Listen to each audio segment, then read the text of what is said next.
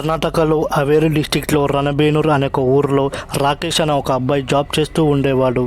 తను ప్రజెంట్ ఉంటున్న ఫ్లాట్లో రెంట్ సడన్గా పెంచేశారని వేరే ఫ్లాట్కి షిఫ్ట్ అవుదాం అనుకున్నాడు. ఆఫీస్ దగ్గరలో ఒక అపార్ట్మెంట్ దొరికింది. చాలా ఇయర్స్ నుండి అపార్ట్మెంట్లో ఎవరు ఉండట్లేదు. ఎలాగో రెంట్ కూడా తక్కువ ఉందని దిగిపోయాడు. రాకేష్ డే 1 పాలు పొంగించి అన్ని సామాన్లు షిఫ్ట్ చేయించేశాడు. తను మార్నింగ్కి ఆఫీస్కి వెళ్తే మళ్ళీ ఎప్పుడో ఈవినింగ్ వచ్చేసేవాడు. ఆ ఫ్లాట్లో తను ఒక్కడే ఉండేవాడు. అలా కొద్ది రోజులు నార్మల్గానే ఉండి కానీ ఆ అపార్ట్మెంట్లో ఉండేవాళ్ళు రాకేష్ని ఏదోలా చూసేవారు. ఎందుకో తనకి అర్థమయ్యేది కాదు. ఒకసారి రాకేష్ ఉంటున్న ఫ్లోర్లో అందరూ ఫ్యామిలీస్ ట్రిప్కి వెళ్తున్నారు. రాకేష్ని కూడా రమ్మన్నారు. బట్ ఆఫీస్ ఉండడంతో రాలేను అని చెప్పాడు.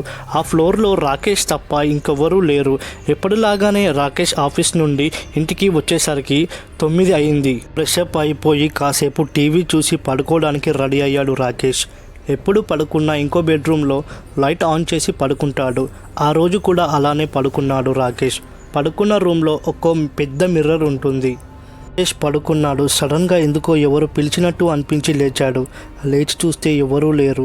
ఇంకో బెడ్రూమ్లో లైట్ మాత్రం బ్లింక్ అవుతుంది. ఏంటి అని వెళ్ళి చూశాడు. లైట్ ఆఫ్ చేసేసాడు. మళ్ళీ వచ్చి పడుకున్నాడు. బట్ నిద్ర రావట్లేదు. ఎవరో చూస్తున్నట్టు అనిపిస్తుంది. తనకి సడన్గా మిర్రర్లో ఎవరో కనపడ్డారు. లేచి చూస్తే ఏమీ లేదు. కన్ఫ్యూజన్లో పడుకున్నాడు. నిద్ర రావట్లేదు. ఇంకో బెడ్రూమ్లో లైట్ ఆటోమేటిక్గా ఆన్ అయింది. ఎలా ఆన్ అయిందని వెళ్ళి చూశాడు. కిచెన్లో ట్యాప్ లీక్ అవుతుంది. ఇల్లంతా చాలా నిశ్శబ్దంగా ఉంది. రాకేష్ వెళ్ళి ట్యాప్ కట్టేశాడు. వచ్చి బెడ్రూమ్లో అలా బెడ్ మీద కూర్చున్నాడు. సడన్గా మిర్రర్లో ఏదో ఆకారం కనబడింది. వెంటనే రాకేష్ ఉలిక్కి పడ్డాడు. రాకేష్ ఏం చేసినా యాజ్ ఇట్ ఈస్ చేస్తుంది. బట్ మిర్రర్లో కనిపిస్తుంది మాత్రం రాకేష్ కాదు. భయంతో కళ్ళు మూసుకొని ఒక మూల కూర్చున్నాడు. కిచెన్లో అన్ని సామాన్లు కింద పడిపోయాయి. ఫోన్ కోసం వెతికాడు బట్ దొరకలేదు. పరిగెత్తుకుంటూ వెళ్ళి హాల్లోకి వెళ్ళాడు. డోర్ ఓపెన్ చేద్దామంటే రావట్లేదు. మళ్ళీ బెడ్రూమ్ దగ్గరికి వెళ్దాం అనేసరికి బెడ్రూమ్ డోర్ దగ్గర ఏదో బ్లాక్ షాడోగా ఉంది. ఫ్లోర్లో ఎవరు లేకపోవడంతో ఎవరికి వినపడలేదు. కళ్ళు మూసి తెరిచేలోపు ఇల్లంతా లైట్స్ బ్లింక్ అవుతూ ఉన్నాయి. రాకేష్కి ఏం చేయాలో అర్థం కాక డోర్ని ఓపెన్ చేయడానికి ట్రై చేస్తూ ఉన్నాడు. సడన్గా లైట్స్ ఆఫ్ అయిపోయాయి.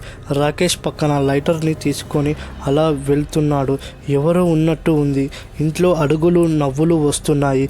మళ్ళీ అలా నెమ్మదిగా బెడ్రూమ్లోకి వెళ్ళి బ్లాంకెట్ మొత్తం కప్పుకొని పనుకున్నాడు. కానీ అసలు నిద్ర రావట్లేదు. ఆ మిర్రర్ వైపు చూడాలనిపిస్తుంది కానీ చాలా భయమేసింది రాకేష్కి. నెమ్మదిగా రాకేష్ బెడ్ నుండి కిందకి దిగగానే బ్లడ్ ఉంది. కింద ఎదురుగా చూస్తే మిర్రర్లో ఆకారం. ఆ తర్వాత ఏమైందో ఏమో. రాకేష్ కళ్ళు తెరిచి చూసేసరికి మార్నింగ్ అయింది. నైట్ అంతా జరిగింది ఒక కళ అనుకున్నాడు. రాకేష్ ఎప్పటిలాగే ఆఫీస్కి రెడీ అయ్యే ముందు ఒకసారి అద్దంలో చూసుకొని వెళ్తాడు. ఆ రోజు కూడా అలాగనే చూసుకున్నాడు. మిర్రర్లో నైట్ అంతా జరిగింది నిజమే. నేను నిన్ను రోజు నువ్వు పడుకున్నాక చూస్తూనే ఉంటా అని రాసి ఉంది. అంతే. నెక్స్ట్ డే రాకేష్ ఫ్లాట్ ఖాళీ చేసి ఇంకోసారి ఆ ఫ్లాట్ వైపు కూడా చూడలేదు. ఈ కథ చెప్పిన రాకేష్కి చాలా థ్యాంక్స్. ఇది 5 years బ్యాక్ జరిగిన కథ. ఫ్లాట్ ఖాళీ చేశాక ఒకసారి వాళ్ళ ఫ్లాట్లో ఎవరో ఒక పర్సన్ బయట కనపడితే చెప్పారంట. ముందు ఆ ఫ్లాట్లో ఉండే వాళ్ళలో వాళ్ళ డాటర్ సూసైడ్ చేసుకుంది అని అన్నాడు. ఫ్యామిలీ అక్కడ ఉండలేక ఖాళీ చేసేశారు. వాళ్ళు ఖాళీ చేసిన 1 year దాకా ఎవరు ఆ ఫ్లాట్లో దిగలేదు. నువ్వు వచ్చావు అని అన్నారు. ఆ తర్వాత నుండి మళ్ళీ ఆ ఫ్లాట్లో ఎవరూ దిగలేదు. ఫ్రెండ్స్, ఈ వీడియో మీకు నచ్చితే లైక్ చేయండి. ఛానల్ని కొత్తగా చూసేవాళ్ళు సబ్స్క్రైబ్ చేసుకోవడం మాత్రం అస్సలు మర్చిపోకండి.